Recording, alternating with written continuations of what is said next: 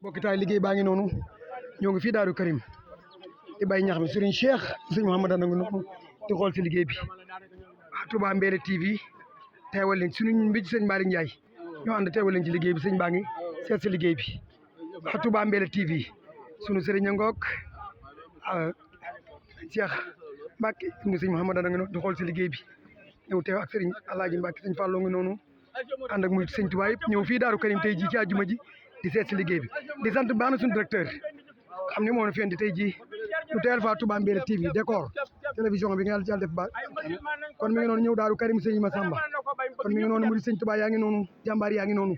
soldaar yaa ngi noonu ñëpp tey sëñ bi woote sëñ Massamba rek am nag fay moo tax tey mbokk yëpp teew gis ngeen ko noonu waa Alu Café wala fu mu di sëñ Touba ne teew na ñu ngi fii ci kër gu mag gi sëñ Fallou ngi noonu di nuyu Serigne Cheikh sëñ Mahamadou mi ngi noonu Serigne saa ngi noonu xool si liggéey bi laajee ngi noonu